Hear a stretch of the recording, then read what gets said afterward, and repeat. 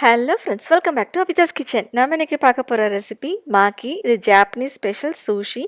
இதில் வந்து ஸ்டஃபிங்கில் நம்ம ப்ராக்லி, சீஸ் இதெல்லாம் வச்சு தான் செய்ய போகிறோம். வாங்க எப்படி செய்கிறதுன்னு பார்க்கலாம். முதல்ல இதுக்கு தேவையான பொருள் சூஷி ரைஸ். இதை யூஸ் பண்ணால் தான் வந்து நல்லா இந்த ஸ்டிக்கியான நமக்கு டெக்ஸ்சரில் கிடைக்கும். ஸோ 1 கப் அளவு நான் சூஷி ரைஸ் எடுத்து தண்ணி ஊற்றி 2-3 முறை நல்லா வாஷ் பண்ணிக்கோங்க. கழுவும் போதே அந்த அரிசியை நல்லா இந்த மாதிரி அழுத்தி இந்த மாதிரி கழுவிக்கோங்க. இப்போ தண்ணியை ஊற்றிட்டு ஒரு 10 நிமிஷம் போல் இதை நல்லா ஊற வச்சிடலாம். இப்போ அரிசி நல்லா ஊறிடுச்சு. இப்போ வந்து நம்ம 3 கலரில் நம்ம ரைஸ் செய்ய போகிறோம். அதுக்கு முதல்ல வந்து நான் சங்குப்பூ எடுத்திருக்கேன். இதை நல்லா வாஷ் பண்ணிவிட்டு கொதி தண்ணியில் போட்டு ஒரு 5 நிமிஷம் போல் இது நல்லா கொதிக்க வச்சுக்கலாம்.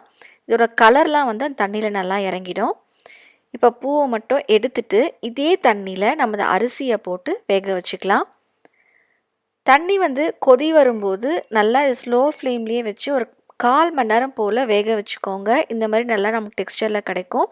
இப்போ இந்த ரைஸ் சூடாக இருக்கும்போதே 1 டீஸ்பூன் அளவு வினிகர், கொஞ்சமாக உப்பும் சர்க்கரையும் சேர்த்து அது நல்லா மிக்ஸ் பண்ணிவிட்டு அப்படியே வச்சிடலாம். அடுத்து வந்து நம்ம வெள்ளை கலரில் தான் செய்ய போகிறோம். இதுக்கு அதே மாதிரி அரிசியை வந்து நல்லா கொதி தண்ணியில் போட்டு ஒரு 1/4 மணி நேரம் போல் வெந்த பிறகு தனியாக எடுத்து வச்சிடலாம். அடுத்து வந்து நம்ம பிங்க் கலர் வேணும். இதுக்காக நான் பீட்ரூட்டை தண்ணியில் நல்லா இந்த மாதிரி கொதிக்க வச்சுட்டு காயெலாம் மட்டும் எடுத்துட்டு இதுலேயே அரிசி போட்டு அதே மாதிரி 1/4 மணி நேரம் நல்லா வேக வச்சு அதுக்கப்புறம் மூடி வச்சுக்கோங்க. அடுத்த ஸ்டஃபிங் வந்து நம்ம ப்ராக்லி தான்.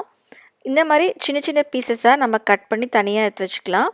இதில் கொஞ்சமாக உப்பு, கொதி தண்ணி ஊற்றி ஒரு 10 நிமிஷம் போல் அப்படியே விட்டுருங்க. இதில் பூச்சிலாம் இருந்தால் அதெல்லாம் செத்துரும்.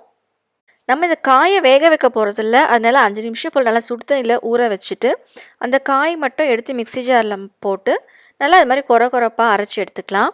இப்போது ஒரு பேனில் 1 டீஸ்பூன் அளவு வெண்ணெய் சேர்த்து நம்ம அரைச்சி வச்ச ப்ராக்லியை இந்த மாதிரி போட்டு நல்லா வதக்கிக்கலாம். ஒரு 5 நிமிஷம் போல் நல்லா வதக்கிக்கோங்க.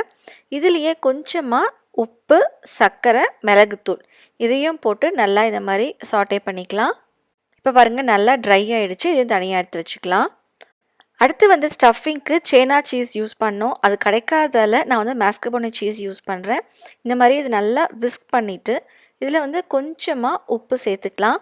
இதில் சீஸில் ஆல்ரெடி புளிப்பு இருக்கும். அதனால் கொஞ்சமாக கார்லிக் பவுடர், மிக்சர் ஹர்ப்ஸ் அந்த மாதிரி நம்ம சேர்த்து இதையும் ஒரு ஃப்ளேவர்ட் சீஸ் மாதிரி நம்ம ரெடி பண்ணிவிட்டு பைப்பிங் பேக்கில் மாற்றி தனியாக எடுத்து வச்சுக்கலாம். அடுத்து முக்கியமானது இந்த சூஷி மேட் தான். இதில் வச்சு தான் நம்ம ரோல் பண்ண போகிறோம். இதில் ஒட்டாமல் இருக்கிறதுக்காக இந்த கிளிங் ஷீட் போட்டு இது நல்லா கவர் பண்ணிக்கலாம். அடுத்து சூஷி செய்கிறதுக்கு முக்கியமான பொருள் இந்த சீவீட் தான். இதை நோரி அப்படின்னு சொல்லுவாங்க.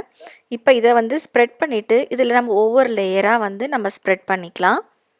முதல்ல நம்ம ரெடி பண்ணி வச்ச ப்ராக்லி, அதுக்கப்புறம் 3 கலர் ரைஸ். இது உள்ளே வந்து ஸ்டஃப் பண்ணும்போது நல்லா மெலிசாக ஸ்டஃப் பண்ணிக்கோங்க. திக்காக இருந்தால் ரோல் பண்ண முடியாது. இப்போ எல்லா கலரையும் ஸ்ப்ரெட் பண்ணிவிட்டு நம்ம முன்னாடியே ரெடி பண்ணி வச்ச க்ரீம், அதுக்கு மேலே கியூக்கும்பர், கேப்சிகம் அந்த மாதிரி எந்த விருப்பமான காயாக இருந்தாலும் நம்ம சேர்த்துக்கலாம். எல்லாமே தின் ஸ்லைசஸாக கட் பண்ணிவிட்டு இந்த மாதிரி டைட்டாக ரோல் பண்ணிக்கோங்க. இந்த சூஷியை வந்து நம்ம சோயா சாஸ் டிப் இல்லைனா மயோ, ரெட் சில்லி சாஸ் இந்த மாதிரி டிப்போடு சேர்ந்து சாப்பிடும்போது நல்லா ஒரு ஃப்ளேவர்ஃபுல்லாக இருக்கும். அவ்வளோதாங்க ஜாப்பனீஸ் ஸ்பெஷல் சூஷி. நீங்களும் செஞ்சு பார்த்து எப்படி இருக்குன்னு சொல்லுங்கள். உங்களுக்கு இந்த வீடியோ பிடிச்சிருந்தா மறக்காமல் லைக் பண்ணுங்கள், ஷேர் பண்ணுங்கள், சப்ஸ்கிரைப் பண்ணுங்கள். தேங்க்யூ.